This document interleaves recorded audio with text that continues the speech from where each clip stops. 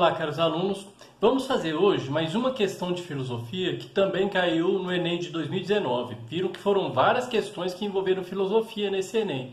É uma questão que é relativamente difícil, não pelo texto que é apresentado, mas pelas alternativas apresentadas como possíveis respostas, porque elas acabam que trazem elementos que são relacionados ao texto e são relacionados ao contexto do texto. Vamos falar um pouquinho sobre a questão, vamos lá. O texto é de uma obra de Hannah Arendt que fala sobre as origens do totalitarismo. Então ele fala o seguinte: essa atmosfera de loucura e irrealidade, criada pela aparente ausência de propósitos, é a verdadeira cortina de ferro que esconde dos olhos do mundo todas as formas de campos de concentração. Vistos de fora, os campos e o que neles acontece só podem ser descritos com imagens extraterrenas, como se a vida fosse neles separada das finalidades deste mundo.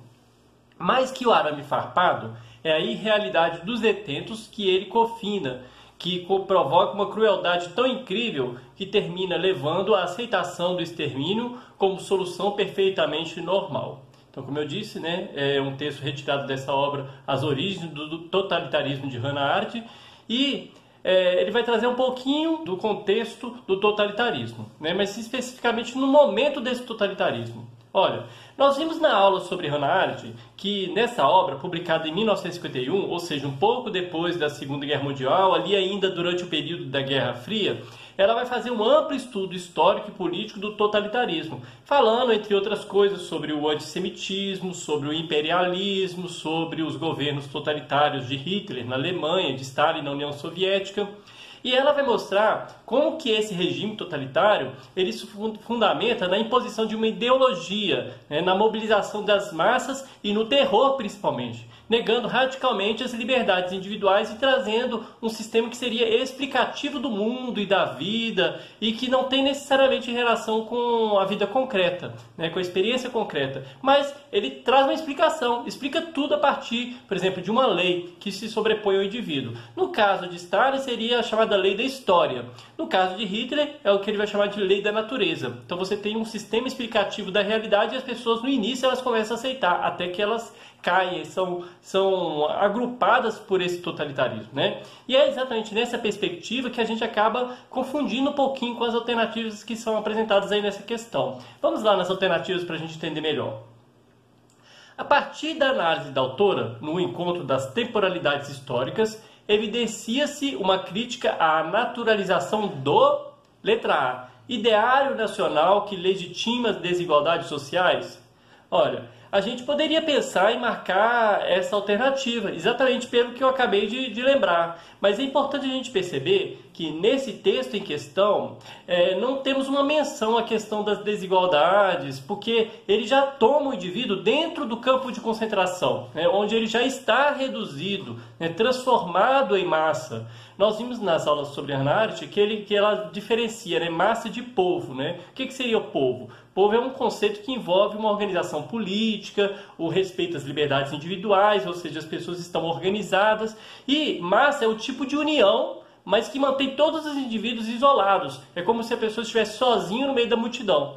Nesse sentido, a questão da desigualdade nem seria levantada nesse momento, mas sim no momento anterior, antes assim de estar no campo de concentração, naquele momento em que você tem uma perseguição de determinados grupos sociais, dentro dos regimes totalitários, e assim por diante. Então, essa aí a gente colocaria como fora.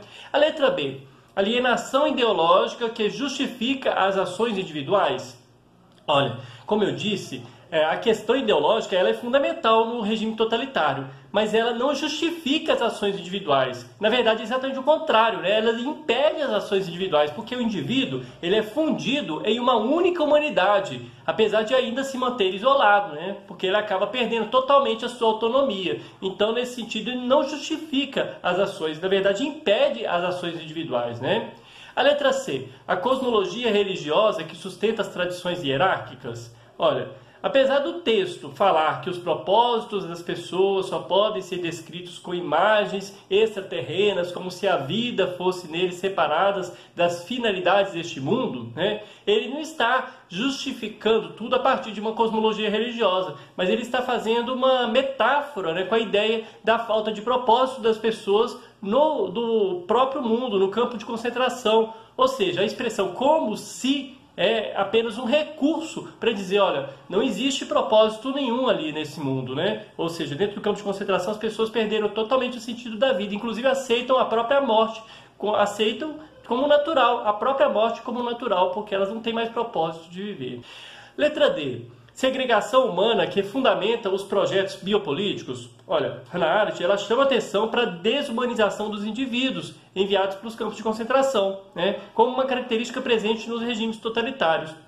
A separação seria a segregação desses seres humanos e a retirada de sua realidade acabam fundamentando o projeto de violência a que eles são submetidos e acabam sendo enquadrados dentro de uma normalidade. Então eles acabam, como eu acabei de falar, eles acabam aceitando tudo, até a morte parece natural. Então essa seria a alternativa correta. A letra E, enquadramento cultural que favorece os comportamentos punitivos. Olha, de novo, essa alternativa também condiz com uma característica do totalitarismo.